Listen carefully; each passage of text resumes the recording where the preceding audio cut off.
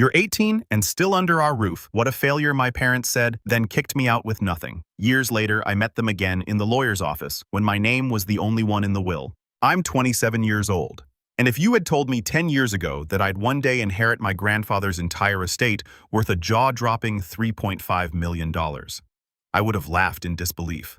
Back then, I didn't even know if I'd make it through the week, let alone to a point in life where I'd be sitting in a lawyer's office with my arranged parents staring at me like vultures circling their prey. The irony of it all is that these are the same parents who cut me off at 18, threw me out with nothing but a backpack, and told me I wasn't their responsibility anymore.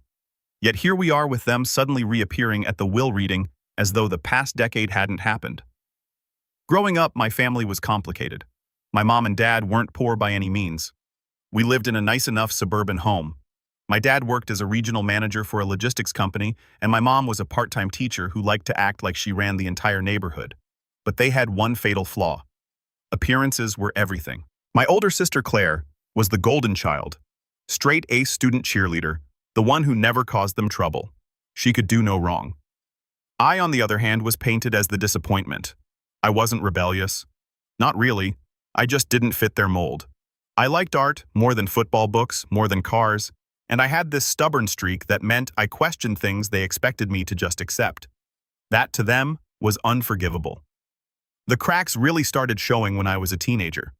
Anytime money was involved, it became a weapon.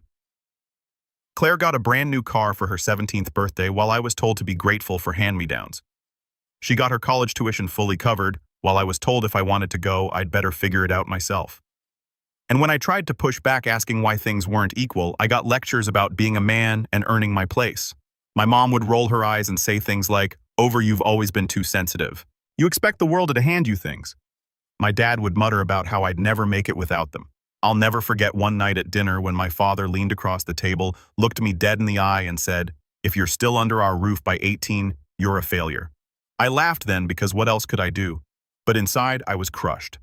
When my 18th birthday came, they didn't just kick me out, they staged it like a performance. They sat me down, told me they were cutting me off financially, and said, "It's time for you to learn the value of hard work."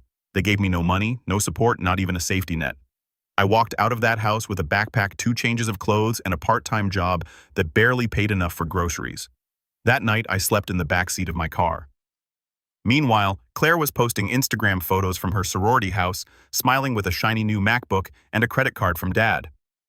The only person who didn't abandon me was my grandfather. He was my dad's father, and he'd always been different from the rest of them.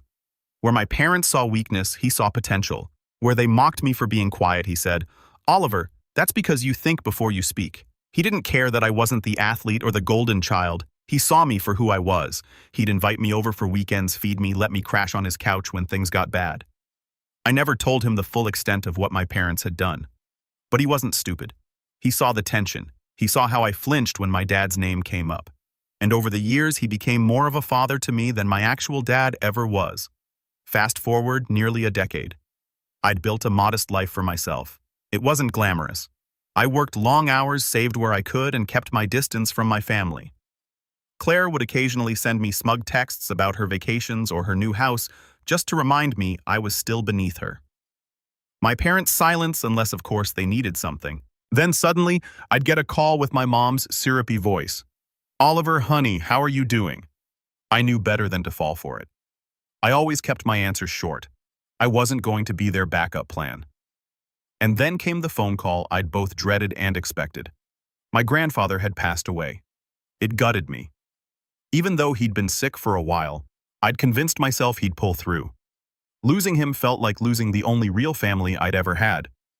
When the lawyer called and told me I was expected at the will reading, I assumed I'd get maybe a watch or a letter, something sentimental. I didn't think for a second that I'd be the one inheriting everything. When I walked into that oak-paneled office, I froze. Sitting there dressed like they were heading to a gala were my parents and Claire. My mom's smile was wide. My dad's hand rested smugly on his knee. And Claire gave me this once-over like she was measuring how much I was worth now. I wanted to turn around and leave. But I forced myself into a seat. The air felt thick with her fake sweetness. My mom leaned over and whispered, "Don't worry, Oliver. We'll make sure the estate is taken care of properly," my dad added. "Yeah, of course. We'll manage it for you." They were already counting the money in their heads. I could see it in their eyes. They thought I was still that powerless kid they'd kicked to the curb. But then the lawyer cleared his throat, shuffled the papers, and said the words that made my heart pound. Per the wishes of the late Mr. Harold Montgomery, his entire estate, valued at approximately $3.5 million, is hereby left to his grandson, Oliver Montgomery. I swear time stopped. I looked up, and for a split second I thought I saw my grandfather's smirk in my mind, like he'd been planning this moment all along. My parents' smiles froze in place. Claire's jaw actually dropped, and then the lawyer turned the page and said, "There are additional stipulations you'll want to hear." And that's where things took a turn none of us were prepared for. My mother was the first to recover from the shock, though her voice came out too high, too sweet, like she was trying to mask her panic. "Well, of course that makes sense," she said, clapping her hands together lightly. "Oliver was always so close to Dad, but naturally Oliver will need our guidance. He's inexperienced with finances. We'll step in, won't we, dear?" She turned to my father, who nodded as if the whole thing were already decided. My father leaned back in his chair, steepling his fingers. Yes, Harold meant well, I'm sure, but Oliver's not equipped to handle an estate of this size. $3.5 million is a lot for someone with no background. It could ruin him. It's only logical we manage the funds on his behalf. The way he said ruin him made my stomach twist. They didn't see me as a person. They saw me as an obstacle between them and a fortune. Claire smirked, tucking her hair behind her ear like she was already picturing herself shopping with the money. Honestly, Oliver, don't take it the wrong way, but you've never been, well, responsible. Remember when you maxed out that tiny credit card freshman year? She laughed under her breath as if that one mistake defined me forever. And Dad's right. A sudden windfall could really mess you up. Let us help. The lawyer cleared his throat again, cutting through their little performance. If I may, Mr. Montgomery specified very clearly that the estate belongs to Oliver alone. No trustees, no oversight, full control. His eyes flicked toward me briefly as if to say, "Your grandfather knew what they'd try to do." That didn't stop my parents. My mom put a hand on my arm, her nails digging just slightly into my sleeve. "Oliver, sweetheart, you know we only want what's best for you. We can guide you through this. Make sure you don't make mistakes. Think of it like a family effort. Grandpa would want us all to benefit." That word benefit hung heavy in the room. Benefit for them, not for me. I stayed quiet, trying to keep my face neutral, but inside I was boiling. All those years of being told I wasn't enough, of being pushed aside for Claire, of sleeping in my car while they laughed over vacation photos, and now they thought they could swoop in and control the one thing my grandfather had left me. It wasn't even about the money in that moment. It was about their arrogance, the assumption that I couldn't possibly handle my own life without their guidance. Claire crossed her legs and leaned forward, her voice soft but dripping with condescension. "Look, Oliver, you've done fine for yourself, I guess.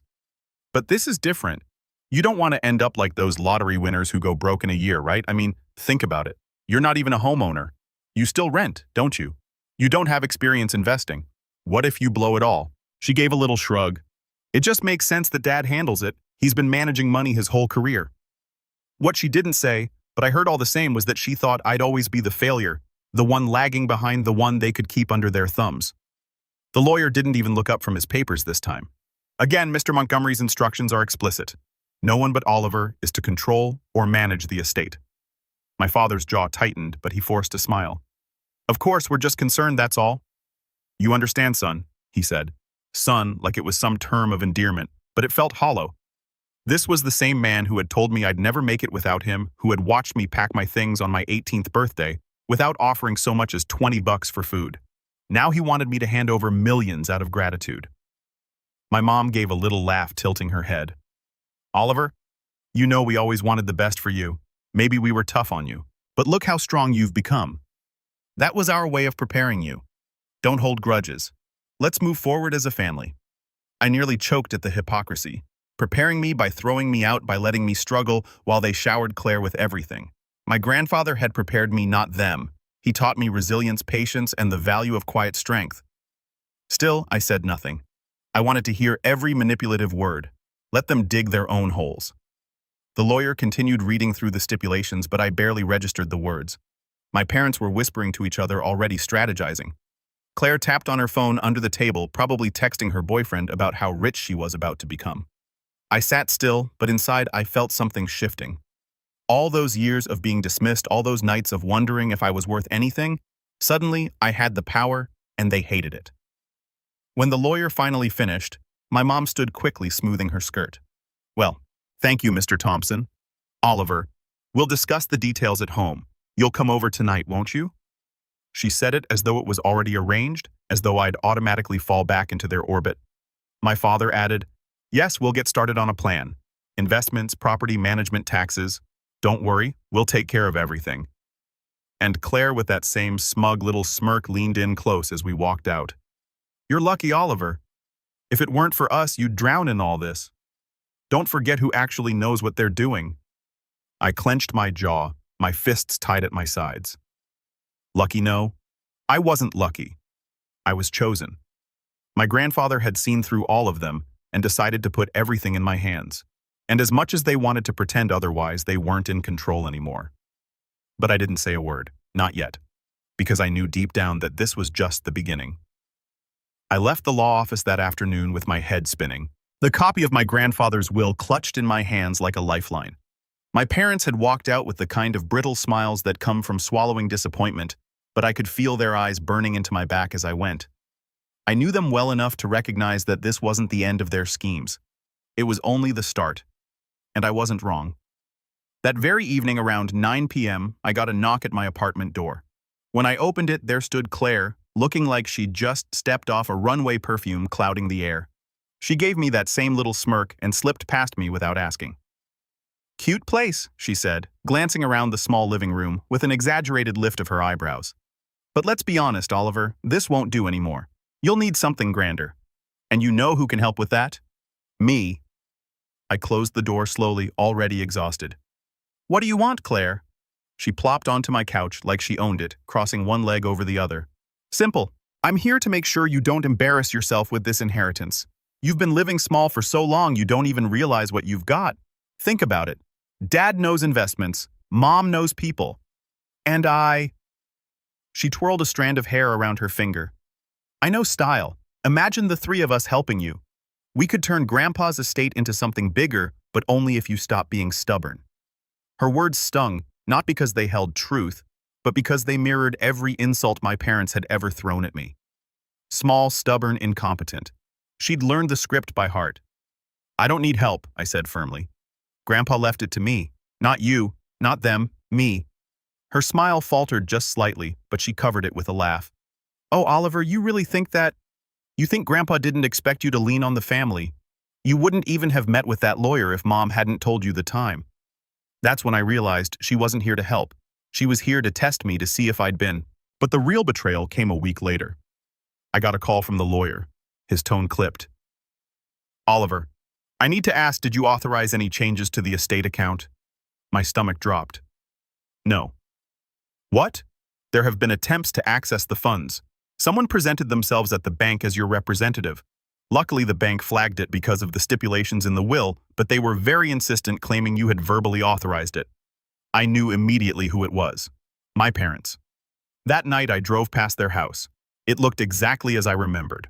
2 cars in the driveway, the porch light glowing warmly, the picture of suburban comfort. I sat there in the dark, hands gripping the wheel, watching the home I'd been exiled from. And for the first time, I didn't feel sadness or longing. I felt cold, calculated, because this wasn't just manipulation anymore. This was theft. They were willing to break the law, to forge, to lie, just to strip me of what my grandfather had trusted me with. And then, as if the universe wanted to twist the knife, Claire texted me later that night. Don't be naive, Oliver. Money belongs in the hands of people who know how to use it. Be smart, or you'll lose it all. I stared at the message for a long time, my heart thudding in my chest. That was the moment something snapped. The betrayal wasn't just their attempt to steal from me, it was the realization that they would never see me as anything other than the weak link, the disposable one. They had cut me off at 18, laughed as I scraped by, and now that I finally had something of my own, they wanted to take it too. I put my phone down and sat in the dark thinking about my grandfather. I remembered his voice, steady and firm, the way he'd look at me and say, "Over, don't let anyone tell you what you're worth. You decide that." For years, I hadn't believed him. But now, with my parents circling like sharks, I finally understood. That night marked the turning point. I wasn't going to let them manipulate me anymore. And I wasn't just going to protect what was mine, I was going to make them regret ever underestimating me. But I had no idea just how far they'd go next or how ugly the fight was about to become. The days after the bank incident were some of the darkest I'd lived through since the night I was kicked out at 18. At first, I thought I could just ignore my parents' schemes, cut them out completely, and move on with my life. But that's not how they worked. They had this way of clawing into every crack, forcing themselves into places they didn't belong until you felt suffocated. I started noticing strange things. One morning I went down to my car and found a deep scratch carved along the side. It wasn't random. It was deliberate, jagged, like someone had taken a key and dragged it from the front bumper to the taillight. Later that week, I got an email from my landlord saying they'd received multiple anonymous complaints about noise from my apartment. I lived alone. I barely played music and I worked late most nights. It was obvious someone was trying to make trouble for me. And then came the whispers. My parents still lived in the same town I'd grown up in, and they had their little circle of friends. The country club set the church crowd, the neighbors who thrived on gossip. Suddenly, those people were looking at me differently when I ran errands around town. The cashier at the grocery store who used to smile now raised her eyebrows when I paid in cash. The woman at the gas station muttered, "Must be nice living off an old man's money." I knew where it came from. My parents had started painting me as the greedy, undeserving grandson who swooped in and stole the family estate. The worst part wasn't even the slander, it was the silence. The few friends I had in town stopped calling. They'd heard the rumors too, and maybe part of them believed it. I'd worked so hard to scrape together a reputation as someone dependable, someone who could be trusted, and now my parents were undoing it all. I hit a low point one night when I sat alone at my kitchen table staring at the stack of bills in front of me. Not because I couldn't pay them. I had access to funds now, but because I was terrified. Terrified that if I used my grandfather's money too openly, it would feed the narrative my parents were spinning. Terrified that every move I made would be twisted into proof that I wasn't capable of handling what I'd been given. That's when the old doubts crept back in. Maybe they were right. Maybe I wasn't strong enough. Maybe I'd drown in this inheritance the way they said I would. For hours I sat there replaying every insult, every dismissal, every memory of being told I was worthless. It was like I was 18 all over again, sleeping in the backseat of my car, wondering if I'd even make it to the next week. But then I opened the drawer of the table, and inside was something I'd nearly forgotten. An envelope my grandfather had given me on my 21st birthday. I'd kept it all these years without ever really looking at it again. Inside was a letter written in his firm, slightly shaky handwriting. Oliver, if you're reading this, I hope you've learned by now that the world doesn't give you anything it tries to take. Don't let them. You are stronger than you know, and one day you'll have to prove it. When that time comes, don't shrink back. Stand tall. They can only take from you if you hand it to them. I read it over and over until the words burned into me. My grandfather had known. He had seen through my parents long before I ever did, and he had trusted me to rise above it. That night, something shifted in me. I was still at rock bottom, lonely, beaten down, overwhelmed. But I started to plan quietly, carefully. I began documenting everything. I kept copies of the bank's report about the attempted account access. I saved Claire's text messages. I wrote down every rumor I heard in town and where it had come from. At work, I started staying late using the company's public computers to research estate law, trust funds, and property management. If they wanted to treat me like I was incapable, I was going to make sure I became the most capable person in the room. I didn't tell anyone what I was doing. I smiled when people sneered, stayed calm when my parents sent their little barbs, and acted like I was backing down. All the while, I was building something quietly beneath the surface. It was lonely, painful. Every day felt like walking a tight trope over an endless drop. But there was a strange power in the silence. For the first time, I wasn't reacting. I was preparing. And I had the distinct, unshakable feeling that my grandfather would have been proud. I didn't know when or how, but I swore to myself that the day would come when the balance shifted, when I'd stop being the target and start being the one holding the strings. I just didn't realize how quickly that opportunity would arrive, or how brutally my parents would try to force my hand. The shift didn't happen overnight, but once it began, it felt unstoppable, like a tide finally turning in my favor after years of being dragged under. I kept my head down, worked long hours, and poured myself into learning everything I could about handling wealth responsibly. It wasn't about the money itself, not really. It was about proving to myself that I wasn't the helpless child my parents had always claimed I was. The first real turning point came when I hired a financial advisor. Not someone flashy or connected to my parents' world, but a quiet, meticulous man named Richard who had been recommended through a coworker. He wasn't impressed by the size of the estate. And he didn't treat me like a child. He sat across from me with a yellow legal pad, asked careful questions, and listened to my answers without judgment. By the end of our first meeting, he handed me a simple plan. Investments, diversified taxes, covered long-term security built in. "You're more than capable," he told me as we shook hands. "You just needed someone to confirm it." Those words lit something inside me. For the first time, I felt like I wasn't just holding on to my grandfather's gift out of fear. I was building on it. I used part of the estate to buy a modest home in a quieter part of town. Nothing ostentatious, nothing my parents could sneer at as showing off, but it was mine. Walking through those empty rooms the first night, I stood in the middle of the living room and just let the silence wash over me. No one could throw me out here. No one could tell me I didn't belong. The keys in my pocket were proof that I'd finally carved out something real. At work, too, things started to change. I'd been just another name on the payroll. But now, with the weight of my grandfather's letter in the back of my mind, I started pushing harder. I volunteered for projects, stayed late, delivered more than people expected. Slowly, people began to notice.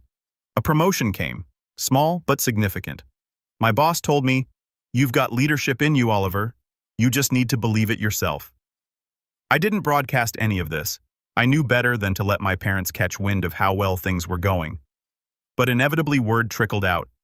Small-town gossip had a way of circling back. And soon enough, I started hearing whispers that only fueled me more. "He bought a house. He's got a new job title. Maybe Harold knew what he was doing after all." The rumors my parents had spread were starting to crack, replaced by something else.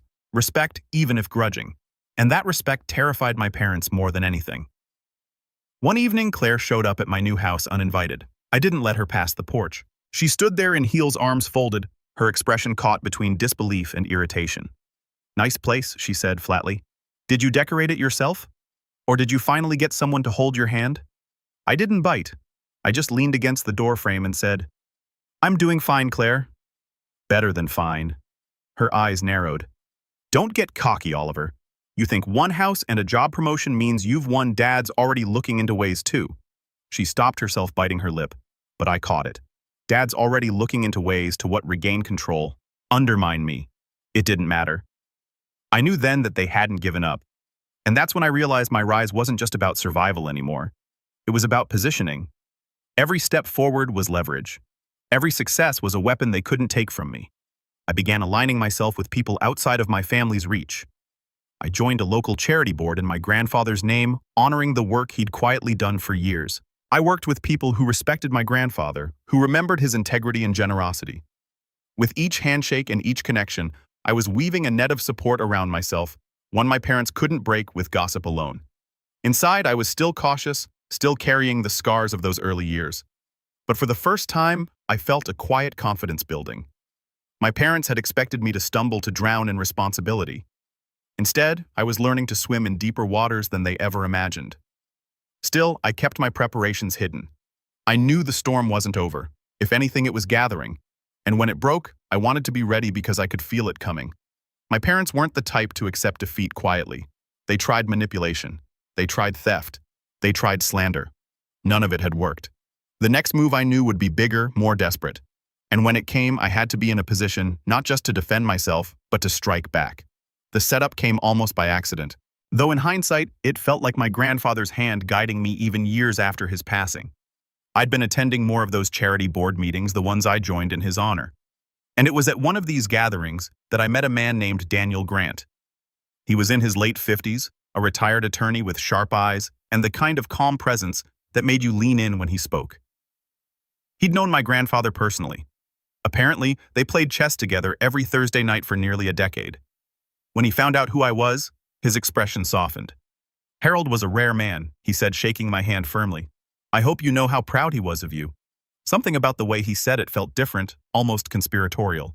Over coffee later that week, he leaned across the table and lowered his voice. "You should be careful, your grandfather." He anticipated there might be trouble after he passed. He put certain protections in place. I froze. Protections. What kind of protections? Daniel smiled faintly. "That's something we can talk about more formally. But let's just say Harold wasn't blind to your parents' nature. He made sure the estate would be safeguarded in ways they wouldn't expect. If they overstep, it won't just be morally wrong, it'll be legally disastrous for them. For the first time, I realized I wasn't just playing defense, I had ammunition. Over the next few weeks, Daniel helped me understand exactly what my grandfather had done. The estate wasn't just a lump sum of money, it was structured carefully. There were deeds shares in a small portfolio of properties and even a trust earmarked specifically for philanthropic projects in my name. More importantly, there were clauses, ironclad stipulations, that explicitly disinherited my parents if they attempted to interfere or present themselves as representatives. My grandfather had written it all down, signed and notarized, as though he knew they would try to take what wasn't theirs. As Daniel laid it all out piece by piece, I felt something shift inside me. All those years I thought I was alone, powerless, scrambling to survive. It turned out my grandfather had been planning for this exact moment. He had seen the storm brewing, and he had left me not only the resources to withstand it, but the leverage to fight back. Meanwhile, my parents grew bolder. I started getting letters in the mail, formal-looking envelopes with their names typed neatly at the bottom. Proposals for how I should allocate the inheritance. One suggested putting Claire on the payroll as a family liaison. Another recommended selling off the estate properties to avoid management headaches, and of course funneling the proceeds into trusted family accounts. I didn't respond to any of them, but I kept each letter filed neatly in a folder Daniel advised me to maintain. Paper trails are powerful, he told me. Every word they put in writing is another rope they're tying around their own throats.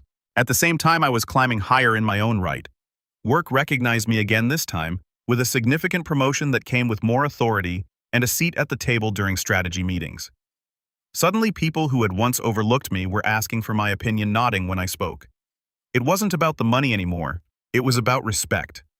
Real respect earned through persistence and competence. And with respect came allies. The more people saw me stepping into my own, the more they pushed back quietly against the rumors my parents had seeded. At community events, I overheard comments like, "Oliver really turned out well, and you can tell Harold raised him right." Every little remark chipped away at the false image my parents had tried to build.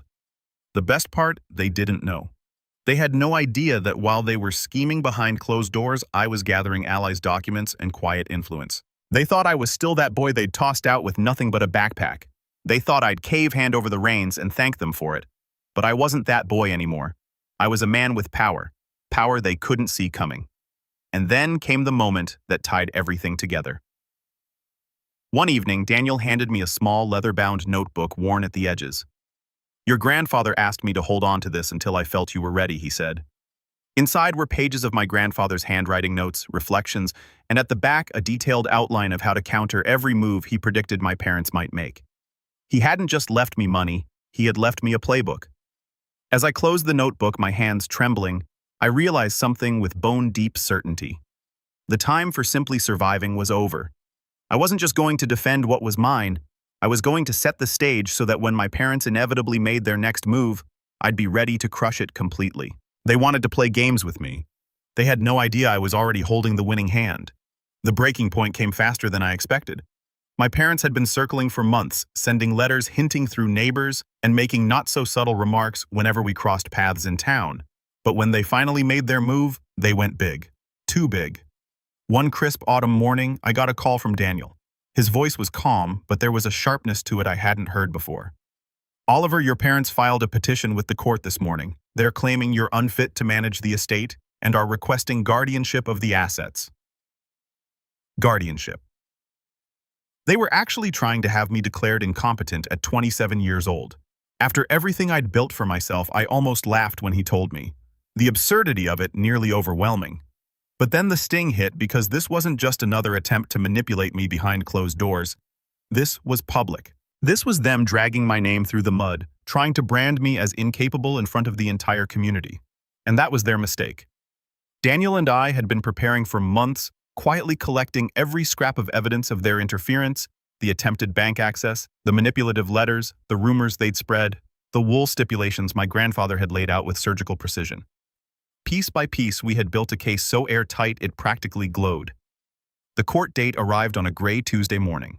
I walked into that courtroom in a simple suit, no entourage, no theatrics. My parents were already seated flanking Claire like loyal soldiers. They looked smug, confident, as though the outcome was already sealed. My mother even had the nerve to smile at me, her expression syrupy sweet, like she was forgiving me for forcing this spectacle. But when the judge called us to order, and my parents' attorney began his opening statement, the crack showed immediately. He painted me as irresponsible, emotionally unstable someone prone to financial recklessness. He cited my lack of experience and my modest background.